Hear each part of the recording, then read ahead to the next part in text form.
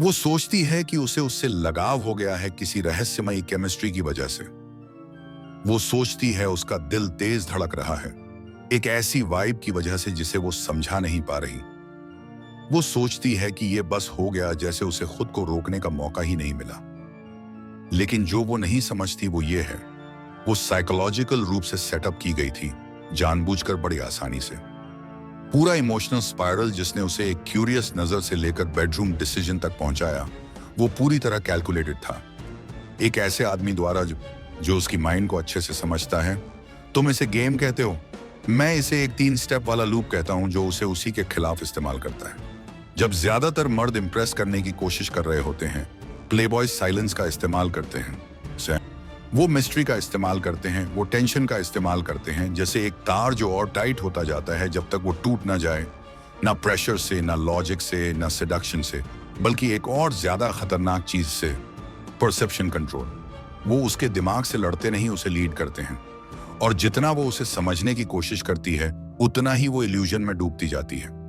आज मैं पूरे लूप को ब्रेक डाउन करूंगा, सिर्फ इसलिए नहीं ताकि तुम इसे समझ सको, बल्कि इसलिए ताकि तुम इसे कंट्रोल कर सको बिना खुद को बदले। क्योंकि जब तुम ये समझ जाओगे तो तुम्हें पता चलेगा कि वो तुम्हें रिजेक्ट नहीं कर रही क्योंकि तुम अच्छे नहीं हो। वो रिजेक्ट कर रही है क्योंकि तुम चेकर्स खेल रहे हो और ये गेम 4D चेस का है।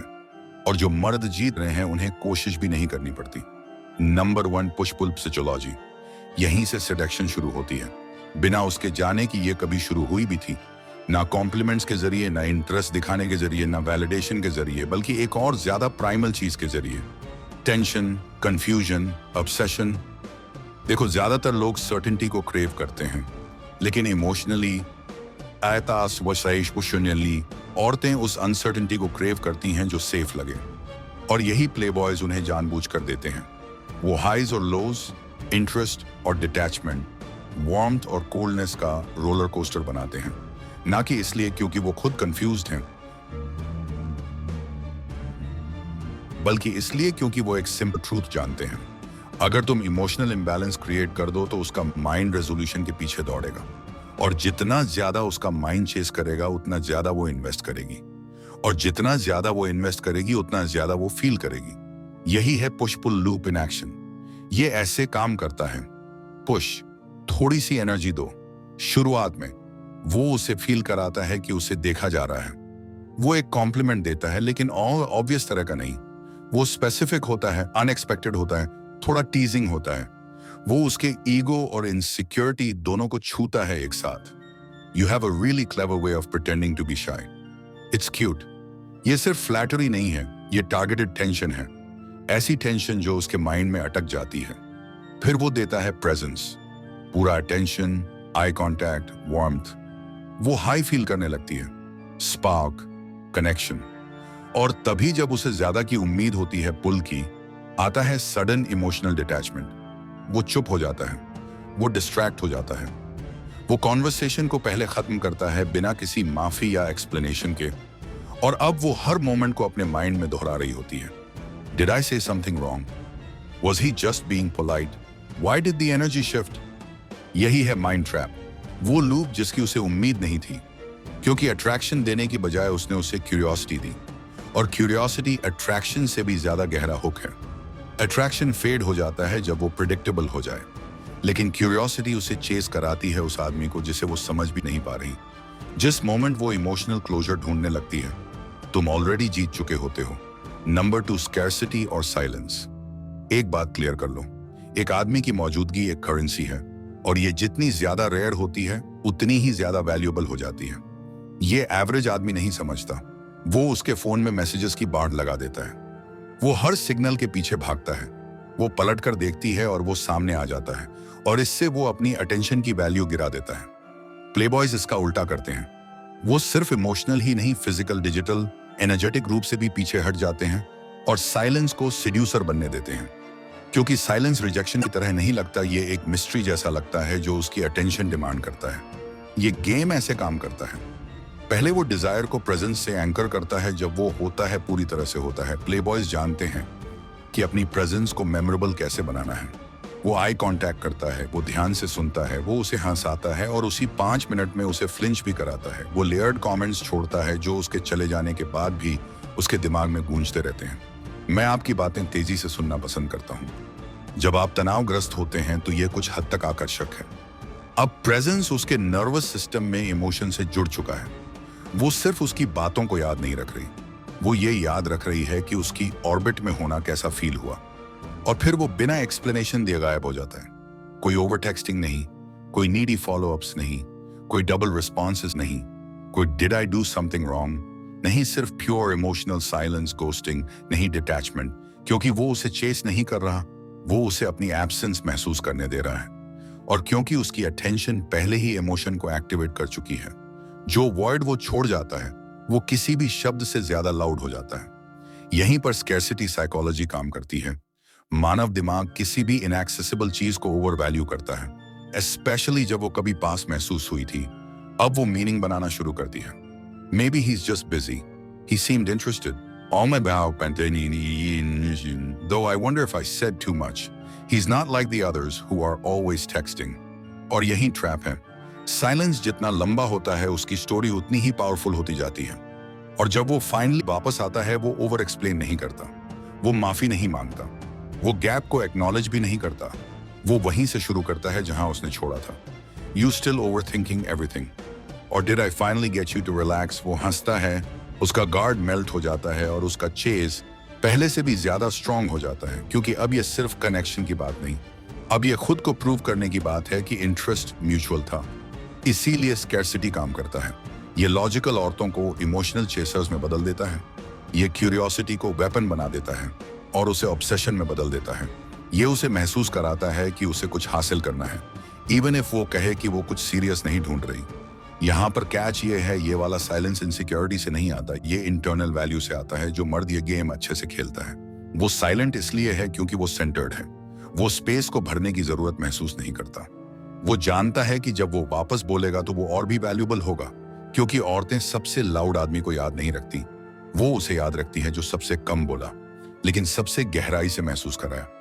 फिर क्या होता है, वो अपना बिहेवियर एडजस्ट करने लगती है, वो ज्यादा अवेलेबल बन जाती है, वो डबल टेक्सटिंग करने लगती है, वो ज्यादा सवाल करने लगती है, वो कॉन्वर्सेशंस में ज्यादा देर रहने लगती है। क्योंकि उसने चेस नहीं किया, उसने बस मौजूद होना बंद कर दिया और उसे ये महसूस कराया। और हर बार जब वो उसे प्रिडिक्ट नहीं कर पाती, उसकी इमेजिनेशन उन ब्लैंक्स को फिल करती है, उसी तरह जैसे वो खुद को मानने पर मजबूर करती है कि वो कंट्रोल में है, उसके पास ऑप्शंस हैं, उसकी अटेंशन अर्न्ड है, दी नहीं गई। और जब कोई औरत महसूस करती है कि तुम्हारी अटेंशन एक गिफ्ट है, तो वो उसे पाने के लिए कुछ भी करने को तैयार हो जाती है। Number 3, suggestive control. एवरेज मर्द डोमिनेंस को फोर्स की तरह देखते हैं। वो उसकी आवाज को ऊंचा करते हैं, वो औरतों को बताते हैं कि क्या करना है, वो बाउंड्रीज पर जोर देते हैं और फिर भी उन्हें डिसरिस्पेक्ट किया जाता है। लेकिन प्लेबॉयज कंट्रोल को एक इन्विटेशन की तरह देखते हैं। वो सजेस्ट करते हैं, डायरेक्ट नहीं करते हैं। वो बाउंड्री एनफोर्स नहीं करते, वो बाउंड्री डिजाइन करते हैं। Watch how he frames his suggestions. वो कहेगा, I bet you look good in black instead of wear black. I want to see you tonight की जगह वो कहेगा, don't make me wait too long. He says, you'd like this spot rather than we're going here. His language feels less like a demand and more like a prediction. जैसे कि उसे पता है कि क्या होने वाला है, और वही कंट्रोल को सेडक्टिव बना देता है। औरतें वर्ड्स को फेस वैल्यू पर नहीं लेती, वो एनर्जी फील करती हैं।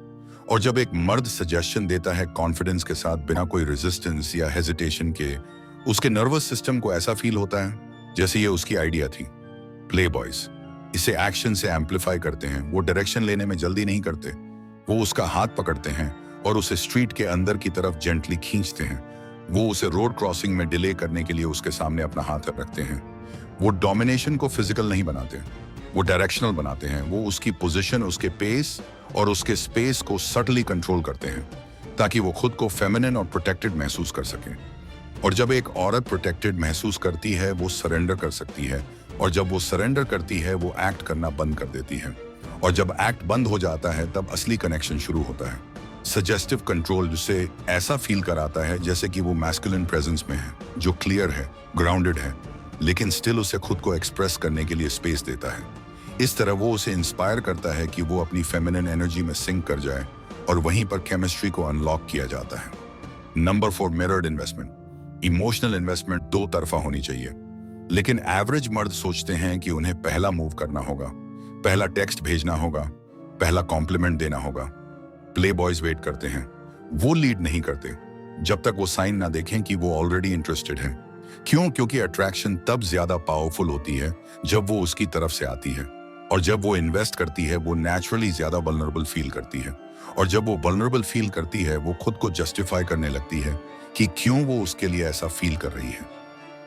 ये साइकोलॉजी की एक बेसिक ट्रिक है जिसे कहते हैं कमिटमेंट कंसिस्टेंसी बायस। जब हम किसी चीज में इन्वेस्ट करते हैं हम उसे और ज्यादा वैल्यू देने लगते हैं ताकि हमारी एक्शन को जस्टिफाई किया जा सके।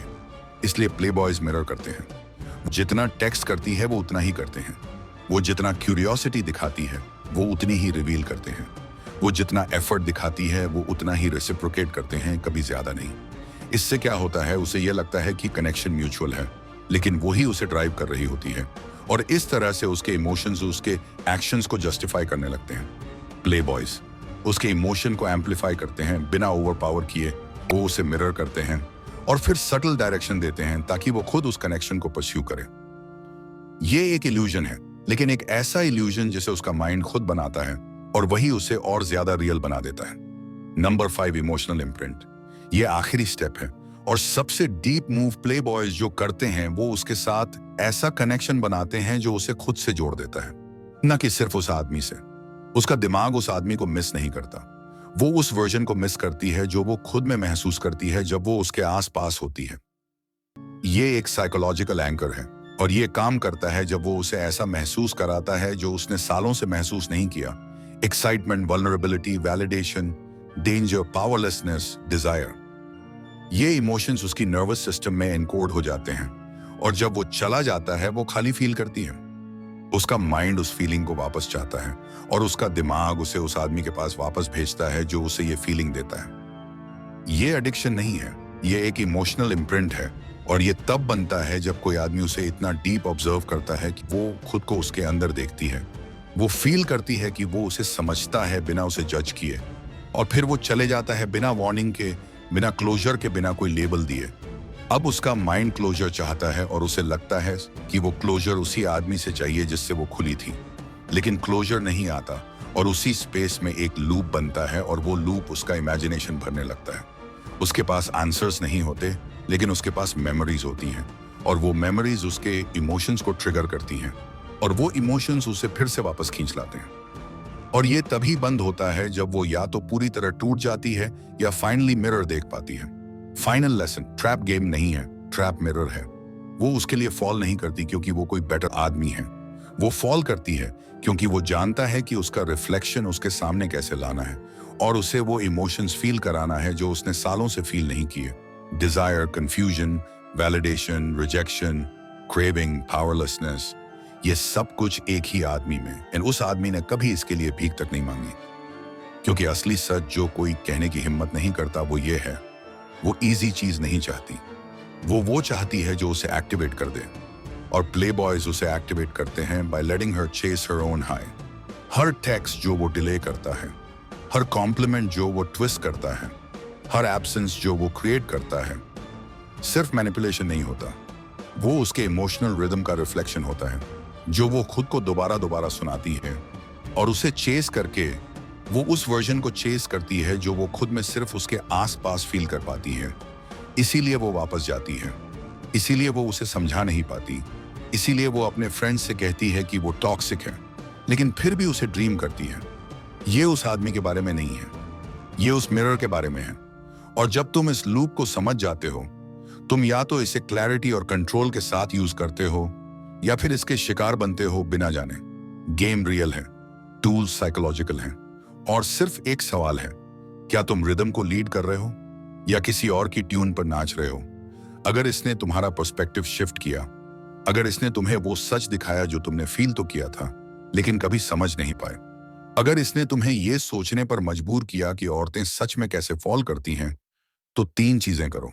सब्सक्राइब करो, इस वीडियो को लाइक करो, ये एल्गोरिदम को बताता है कि और भी मर्दों को जागने की जरूरत है। इसे उस एक बंदे के साथ शेयर करो जो अब भी कंफ्यूज्ड है कि उसने उसे क्यों गोस्ट किया। और अगर तुम चाहो डीपर ट्रेनिंग, रॉ इनसाइट्स और नए वीडियोस, सबसे पहले तो चैनल को सपोर्ट करो। This is Stoic psychology.